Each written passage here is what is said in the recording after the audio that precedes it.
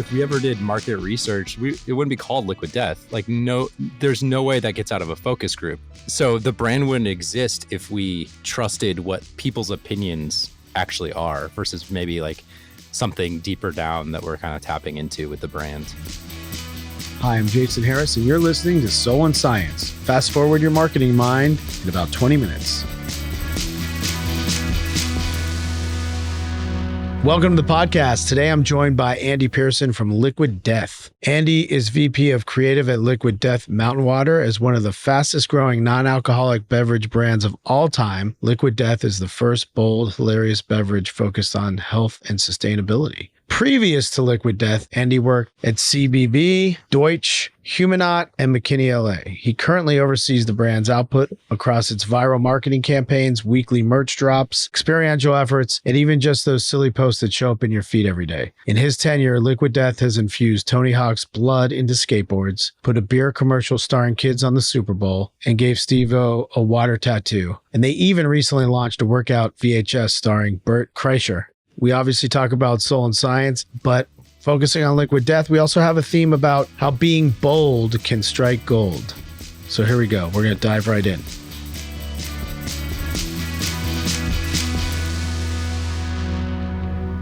All right, Andy, thanks for joining us on the podcast. I'm going to start with you, not about Liquid Death. What is your origin story? How did you get into the creative industry? I love origin stories. Yeah. I mean, I think the first time I noticed advertising was like literally, so I grew up in the South.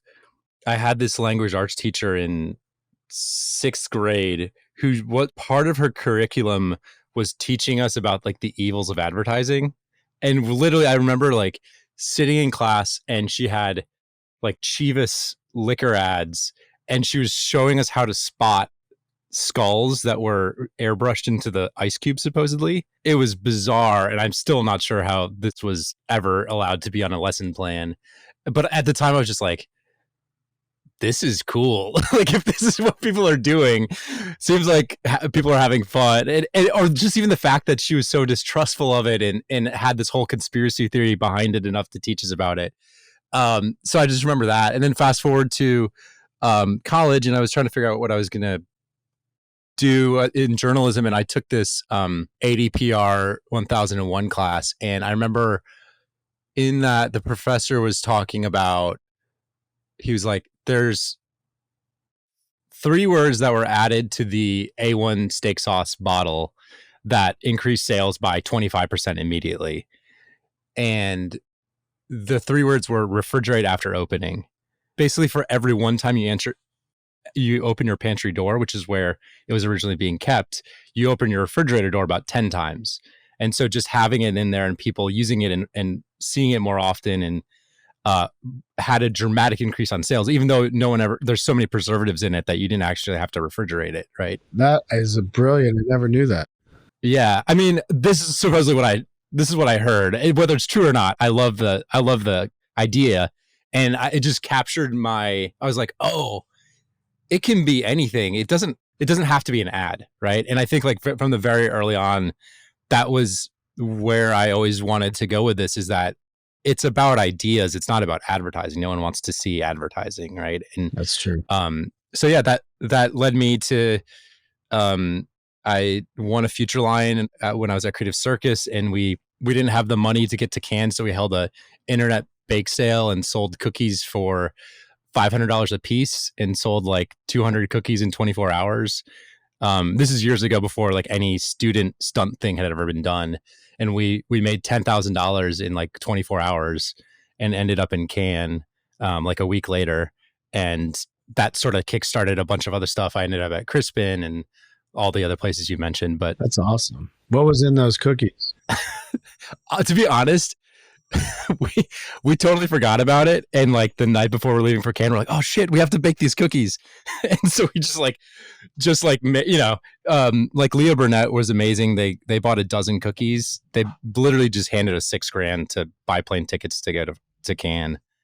So then how did you go from the agency world to, was Liquid Death your first brand role? Yeah, it is. I used to freelance for Mike Cesario, who's our co-founder and CEO, as he started to get busier and busier in his CEO role, he was looking to have someone to come on and sort of continue to carry the torch.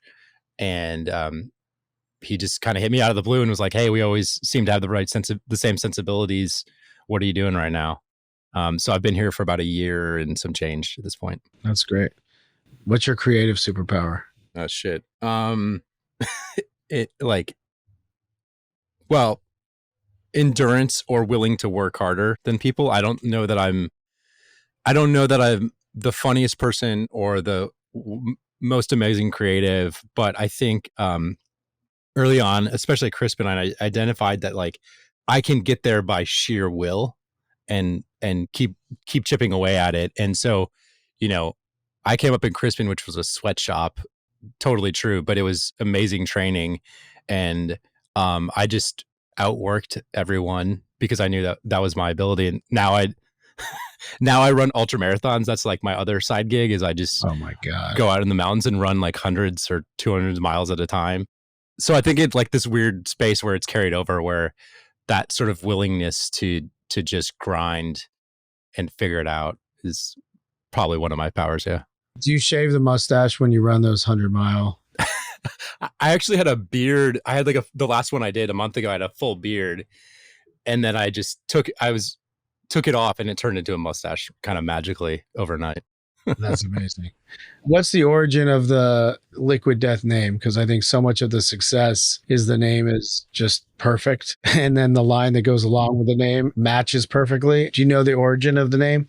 Our whole idea is, I think the most succinct way to put it is an evil plan to make the planet more healthy and sustainable, right? And so the whole concept behind Liquid Death was taking something that was literally the healthiest thing on planet, water, and packaging it like one of the least healthy things, like a beer or an energy drink or something like that. And so as they were looking at that, they were trying to figure out a name.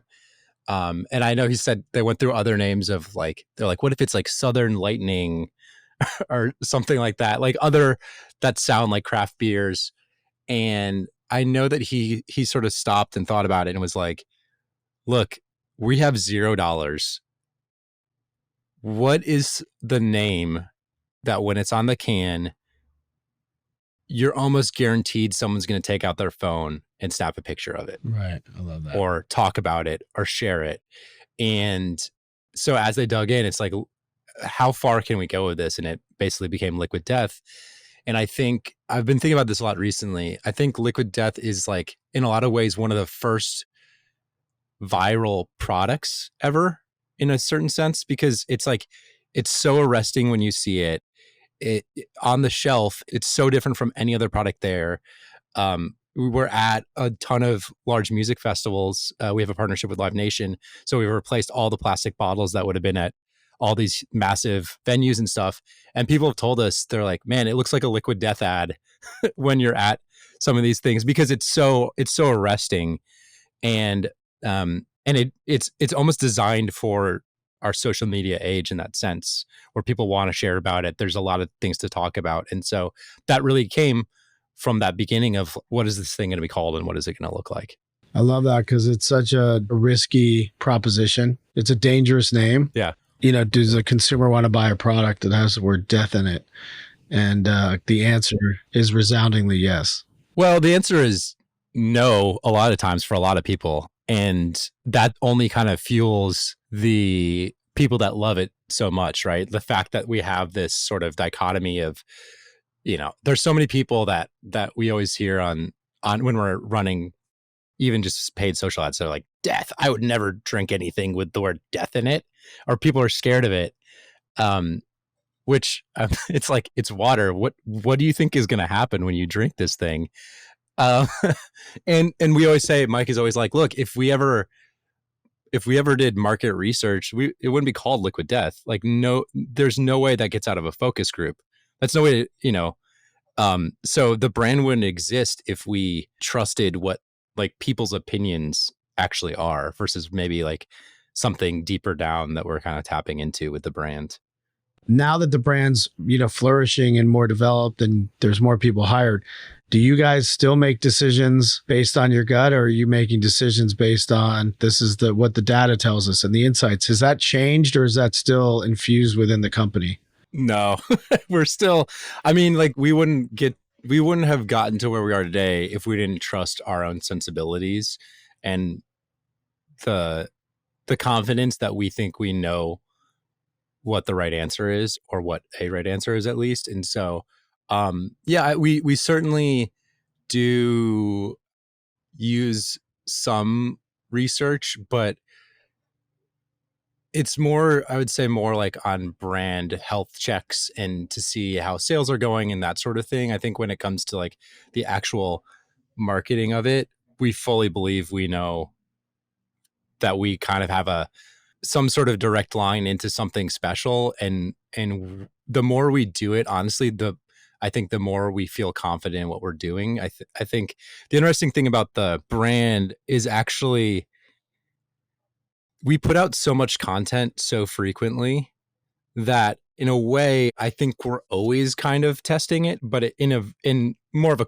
I would say, probably like a qualitative sense.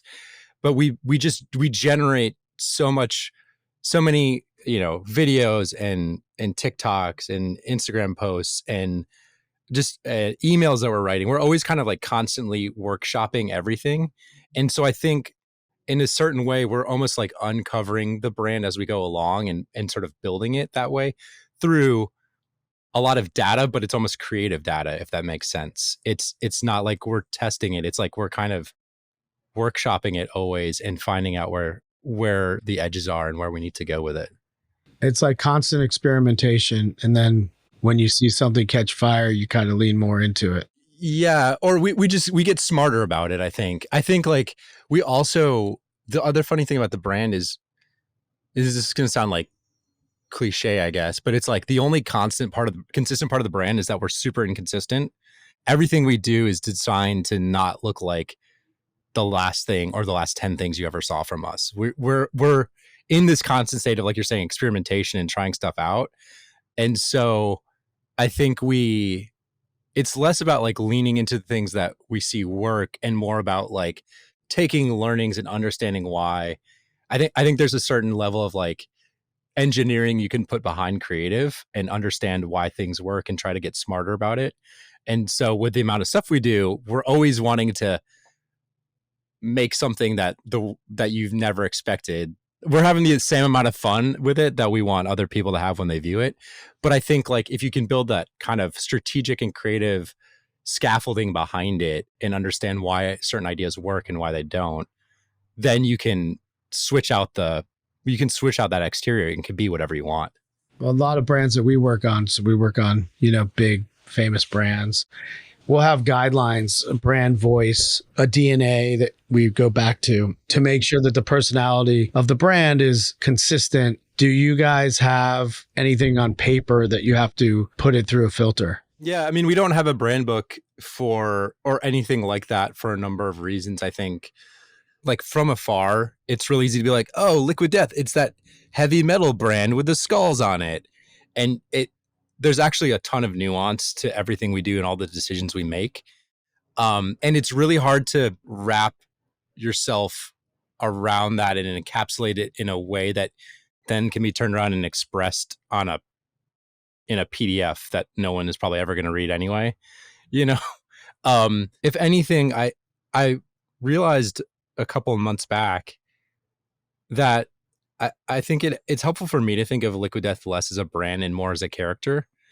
In that, almost like if you're writing for a television show, and then when we throw that character into a situation, whether that's like a partnership or hey, we want to talk about our Death to Plastic initiative, or we're doing something with this celebrity, it actually becomes really easy to write to that character because you know them inside and out and you know how they would react or what they would do in that situation. And so a lot of times it's very funny. A lot of times it feels less about like concepting a bunch of ideas and more about like just thinking like, well, what would Liquid Death do in this situation? And then we just do that.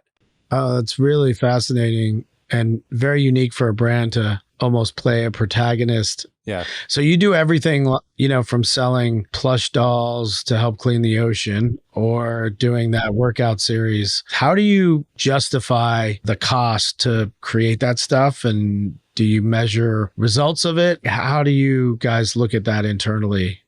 We always want to make something that isn't just an ad. Actually, we never want to make advertising or marketing. We want to make something that's real and that people can participate in. I think Liquid Death at its core is it's an interactive brand, right? Like when you pick up a can, you're choosing to participate in our world. Someone's going to stop you on the street. People get pulled over in their cars by police. Kids get sent home with notes from principals. It is part of this. It's an interactive brand at its core in a lot of ways that, like, if you just had a bottle of Dasani or whatever, no one's going to be like, oh, I love that water company that you're holding. And so when we approach marketing, we also want to make it participatory in some way. So a lot of the ideas, like you mentioned, Cutie Palooties, it's like, oh, we're not just going to make a funny video. We're actually going to legitimately make these mutilated plush sea creatures that you can buy. Or we're not just going to like make a funny workout video, which has been done 100 times. We're actually going to create a VHS and also a signature bikini from Bert that you can buy, so that you can do this at home yourself. So everything is it doesn't end with the funny video. It goes further, and so creating merchandise or some participatory event is also really key to a lot of our ideas. And you sold, these are stats that we pulled, but you sold about 3 million in merchandise last year. And so you starting to monetize the marketing. Has that become its own business? Has that become its own stream? Oh yeah, it's huge. I mean, we've done partnerships with Urban Outfitters and Zoomies and that sell some of our products wholesale now. So it's totally part of our business. I think it started as marketing in a sense, right? Because it's like we want to become a brand that people love so much they want to, just like they'd wear their favorite band t-shirt, they're going to wear their Liquid Death t-shirt. And we've grown that into a legitimate business on its own. And I think it just kind of shows the power of creating a brand that people want to play along with. And so if you're some random soccer mom walking around with like this big drippy skull on the back of your shirt that says Liquid Death, it looks like a death metal band. It's like a suburban mom would walk around with like a Cannibal Corpse t-shirt on. That would be weird. But you can walk around with a Liquid Death t-shirt because it's just water. And so there's this really funny interplay of people and the way that they're almost like wearing a joke around. We're exploring the universe of like, what is funny if a water company made it? Again, like that's part of the core of the brand, is like bringing humor to something that you wouldn't necessarily expect it to be.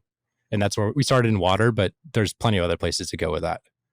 Before you came on to Liquid Death and you saw it from the outside and now you're on the inside, what's something different that you see from the inside versus how you viewed the brand from the outside? That's a good question.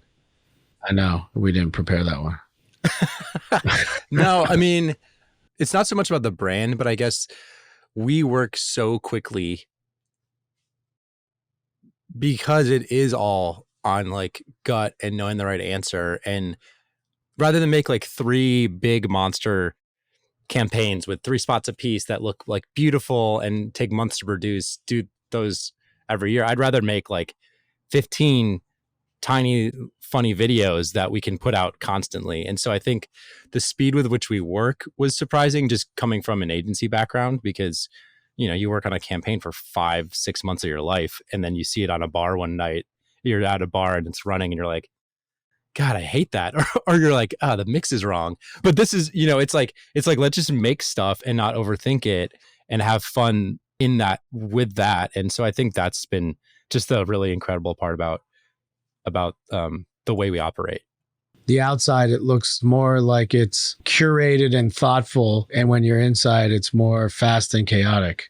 There's a term in boxing, speed kills, which also works for Liquid Death, We're a startup, so it's like you have to. It's like we've just taken that startup mentality and applied it to marketing in a way, right? In the same way that you'd like rapidly develop product and that sort of thing. We still view ourselves as kind of a startup. So I think it's just transplanting a lot of that sensibility into the marketing and advertising world in a way.